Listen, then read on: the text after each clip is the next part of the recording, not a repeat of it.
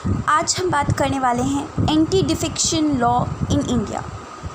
सबसे पहले डिफेक्शन का मतलब क्या होता है। डिफेक्शन का मतलब होता है जब कोई पॉलिटिकल पार्टी एक पॉलिटिकल पार्टी को छोड़कर चली जाती हैं, इससे इनस्टेबिलिटी क्रिएट हो जाता है गवर्नेंस में, और ये पॉलिटिक के लिए अच्छा भी नहीं होता। तो आज हम बात करने वाले हैं कि हमारी कंट्री का एंटी डिफेक्शन लॉ क्या है और ये कब आया था। सबसे पहली बात, 52nd कॉन्स्टिट्यूशनल अमेंडमेंट एक्ट जो कि इंट्रोड्यूस किया गया था 1985 में, वो हमारी इंडिया का एंटी डिफेक्शन लॉ के नाम से जाना जाता है। इसके फीचर्स की अगर हम बात करें तो इस अमेंडमेंट एक्ट के थ्रू 4 आर्टिकल्स में चेंजेस किया गया था। वो 4 आर्टिकल्स हैं 101, 102, 190 एंड 191। इन 4 आर्टिकल्स में चेंजेस किया गया था और 10th शेड्यूल को ऐड कर दिया गया था। हम यहाँ पे ये बात करने वाले हैं कि 52nd कॉन्स्टिट्यूशनल अमेंडमेंट में जो कि एक एंटी डिफेक्शन लॉ है, उसमें कौन से ग्राउंड के आधार पे किसी पर्सन को डिसक्वालीफाई किया जा सकता है डिफेक्शन के ग्राउंड पर। तो वो 4 ग्राउंड्स, वो 3 ग्राउंड्स क्या हैं, वो आज हम बात करने वाले हैं। सबसे पहले, मेंबर ऑफ पॉलिटिकल पार्टीज़ को 2 ग्राउंड्स के आधार पर डिसक्वालीफाई किया जा सकता है। अगर सपोज़ कीजिए कि कोई पॉलिटिकल पार्टी का मेंबर है, वो वॉलंटरली अपनी पॉलिटिकल पार्टी की मेंबरशिप को गिव अप कर देता है, तो उस सिचुएशन में उसे एंटी डिफेक्शन लॉ के अंतर्गत उसे डिसक्वालीफाई कर दिया जाएगा। दूसरा जो यहाँ पे सिचुएशन दिया गया है पॉलिटिकल पार्टी के मेंबर्स के लिए, वो ये दिया गया है कि अगर सपोज़ कीजिए कि कोई पॉलिटिकल पार्टी का मेंबर एब्सटेन करता है या फिर वोट करता है किसी भी वोटिंग सेशन में against the direction given by political party, और अगर वो पॉलिटिकल पार्टी इसको फॉरगिव नहीं कर रही है 15 डेज़ के अंतर्गत, और प्रियोर इन्फॉर्मेशन भी, यानी कि पहले से इन्फॉर्मेशन भी उस पॉलिटिकल पार्टी को नहीं दिया कंसर्न कैंडिडेट ने, तो उस सिचुएशन में उस पॉलिटिकल पार्टी के मेंबर को डिसक्वालीफाई किया जा सकता है एंटी डिफेक्शन लॉ के अंतर्गत। दूसरा यहाँ पे ग्राउंड दिया गया है इंडिपेंडेंट मेंबर्स के लिए। अगर सपोज़ कीजिए कि कोई इंडिपेंडेंट मेंबर्स है, अगर वो इलेक्शन के बाद किसी पॉलिटिकल पार्टी को ज्वाइन कर लेते हैं, तो उस सिचुएशन में उन्हें एंटी डिफेक्शन लॉ के अंतर्गत डिसक्वालीफाई किया जा सकता है। अगर थर्ड ग्राउंड की अगर हम बात करें तो वो है नॉमिनेटेड मेंबर्स के लिए। अगर नॉमिनेटेड मेंबर्स 6 महीने के बाद किसी भी पॉलिटिकल पार्टी को ज्वाइन कर रहे हैं, तो उस सिचुएशन में उन्हें डिसक्वालीफाई कर दिया जाएगा डिफेक्शन लॉ के अंतर्गत। यानी कि अगर जितने भी नॉमिनेटेड मेंबर्स होते हैं, हमें पता है लोकसभा में 2 मेंबर्स को नॉमिनेट करता है प्रेसिडेंट, तो वो जो नॉमिनेटेड मेंबर्स हैं, अगर वो 6 महीने तक अगर मेंबरशिप हासिल कर लेते किसी भी पॉलिटिकल पार्टी की, तो वो वैलिड है, उसे डिफेक्शन नहीं माना जाएगा। लेकिन अगर 6 महीने के बाद वो किसी पॉलिटिकल पार्टी को ज्वाइन करें, तो उस सिचुएशन में उसे डिफेक्शन माना जाएगा। अब यहाँ पे कुछ एक्सेप्शन है जिसकी तरफ गौर करना ज़रूरी है। इस 52nd कॉन्स्टिट्यूशनल अमेंडमेंट एक्ट के थ्रू जो 10th शेड्यूल इंट्रोड्यूस किया गया था, उसमें 2 एक्सेप्शन दिए गए हैं।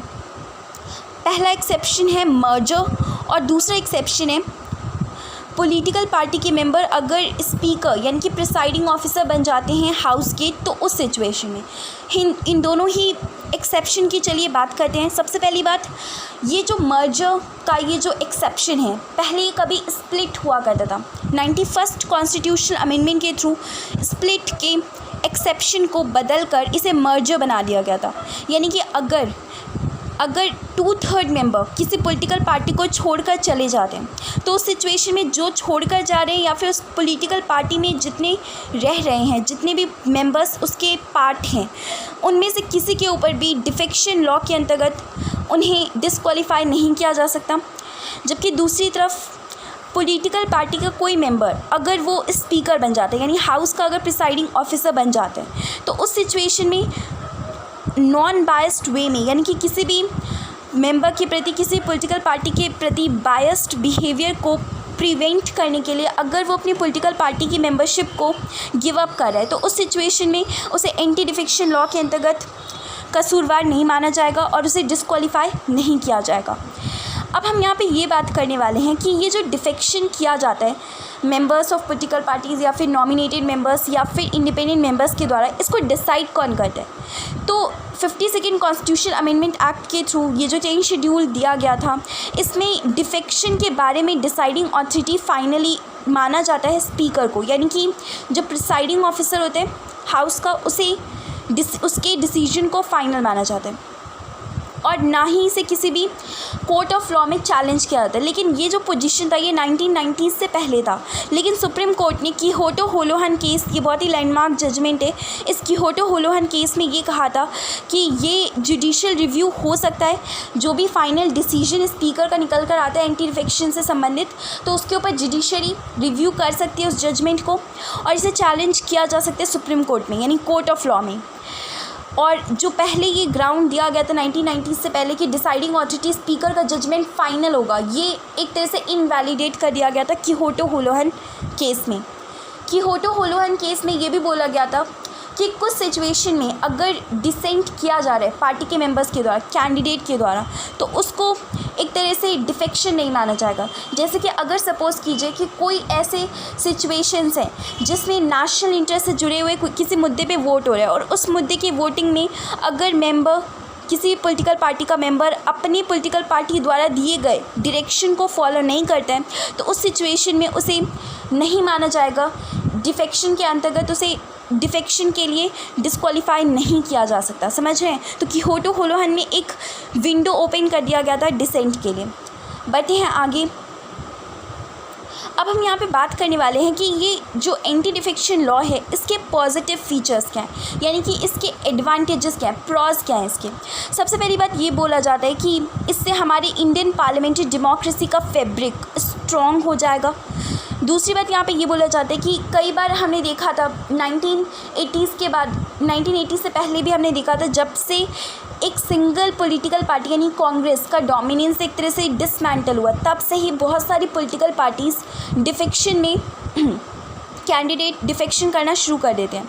तो इसको एक तरह से रोकने में ये डिफेक्शन लॉ काफ़ी कारगर साबित हो सकते हैं, क्योंकि ये जो एंटी डिफेक्शन लॉ है इसके थ्रू डिस्क्वालीफाई कर दिया जाएगा कैंडिडेट को, तो एक तरह से उनके अंदर एक ऐसा बिहेवियर इंड्यूस किया जा सकेगा जिससे वो बचेंगे इस तरह के अनप्रिंसिपल या अनएथिकल पॉलिटिकल डिफेक्शन से।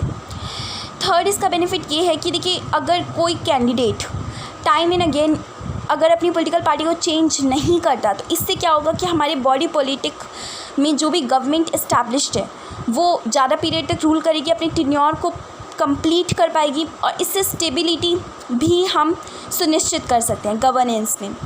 फोर्थ पॉइंट की अगर बात करें तो इससे पॉलिटिकल लेवल पे जो करप्शन है वो कम हो सकता है और जो नॉन डेवलपमेंट एक्सपेंडिचर किया जाता है इरेगुलर इलेक्शन के दौरान वो भी कम हो सकता है। अब ये जो एंटी डिफेक्शन लॉ है इसे कई पॉइंट्स पर क्रिटिसाइज़ किया जाता है। कौन कौन से पॉइंट्स पे इसे क्रिटिसाइज़ किया जाता है? सबसे पहली बात ये बोला जाता है कि ये जो यहाँ पे ग्राउंड दिया गया है कि अगर कोई मेंबर ऑफ पॉलिटिकल पार्टी के डायरेक्शन को अपोज करते हैं तो उस सिचुएशन में उन्हें एंटी डिफेक्शन लॉ के अंतर्गत डिस्क्वालीफाई कर दिया जाएगा। तो ये डिसेंट यानी कि विरोध का अपोज कर रही है, मतलब कि विरोध को और डिफेक्शन में कोई फ़र्क नहीं कर रही है। यहाँ पे समझ रहे हैं, एक होते विरोध यानी कि डिसेंट है, कोई वैलिड डिसेंट है जो कि मेंबर किसी पॉलिटिकल पार्टी के कैंडिडेट कर रहे हैं, और एक तरफ है डिफेक्शन जब किसी पॉलिटिकल लालच की वजह से कोई पोस्ट हासिल करने के लिए, बेटर पोर्टफोलियो के लिए अगर कोई कैंडिडेट अपनी पार्टी को छोड़े या फिर अपने पार्टी के विरुद्ध कोई वोटिंग कर रहे हैं, तो दोनों में फ़र्क है ना। तो यहाँ पे ये जो लॉ है ये डिसेंट और डिफेक्शन में कोई फ़र्क नहीं कर रहा है। ये पहली बात यहाँ पे पॉइंट आउट किया जाता है, इसका फर्स्ट ड्रॉबैक। दूसरा ड्रॉबैक यहाँ पे बोला जा रहा है कि यहाँ पे होलसेल डिफेक्शन को तो सपोर्ट किया जा रहा है लेकिन रिटेल डिफेक्शन को अपोज किया जा रहा है। मतलब अगर 2/3 पार्टी के मेंबर्स अगर पार्टी को छोड़कर चले जाते हैं तो इसे एग्जेम्प्ट किया गया है एंटी डिफेक्शन लॉ में, लेकिन अगर वहीं पर अगर 1/3 मेंबर छोड़ के चले जाएँ तो 91st अमेंडमेंट के बाद इस स्प्लिट को डिफेक्शन कानून में कोई भी एग्जेम्पशन प्रोवाइड नहीं किया गया। यानी कि अगर स्प्लिट होता है किसी पॉलिटिकल पार्टी में तो उस सिचुएशन में पार्टी के मेंबर्स को डिस्क्वालीफाई किया जा सकता है एंटी डिफेक्शन लॉ के मुताबिक। तो यानी कि यहाँ पे होलसेल डिफेक्शन को तो जब बहुत सारे पार्टी के मेंबर्स अगर डिफेक्शन में इन्वॉल्व है उस सिचुएशन में तो इसे सपोर्ट किया जा रहा है, लेकिन अगर रिटेल डिफेक्शन हो रहा है तो उसको यहाँ पे सपोर्ट नहीं किया जा रहा। थर्ड फीचर जो यहाँ पे हम देख सकते हैं, थर्ड क्रिटिसिज्म, वो ये किया जाता है कि यहाँ पे नॉमिनेटेड और इंडिपेंडेंट मेंबर्स के बीच में जो डिस्क्रिमिनेशन किया जा रहा है वो इलॉजिकल है। आपने देखा था कि यहाँ 10 शेड्यूल में जो ग्राउंड दिए गए डिफेक्शन के, उसमें ये कहा गया था कि अगर नॉमिनेटेड मेंबर 6 महीने के बाद किसी पॉलिटिकल पार्टी को ज्वाइन करें तब उन्हें डिफेक्शन लॉ के अंतर्गत कर दिया जाएगा डिस्क्वालीफाई। लेकिन अगर इंडिपेंडेंट मेंबर्स इलेक्शन के बाद किसी पॉलिटिकल पार्टी को ज्वाइन करें तो उस सिचुएशन में उन्हें डिफेक्शन लॉ के अंतर्गत, एंटी डिफेक्शन लॉ के अंतर्गत डिस्क्वालीफाई कर दिया जाएगा। तो ये जो डिस्क्रिमिनेशन किया जा रहा है नॉमिनेटेड और इंडिपेंडेंट मेंबर्स के बीच में, ये इलॉजिकल है। ये थर्ड क्रिटिसिज्म किया जाता है इस लॉ का। लास्ट वन ये बोला जाता है कि स्पीकर को डिसाइडिंग अथॉरिटी बनाना बिल्कुल भी सही नहीं है, क्योंकि बायस जजमेंट आ सकते हैं, क्योंकि वो स्पीकर किसी पॉलिटिकल पार्टी से तो जुड़ा ही होगा और वो अपनी पॉलिटिकल पार्टी को सपोर्ट करेगा, तो इसी वजह से इसका अपोज किया जाता है। That's all for this video. Meeting you in the next.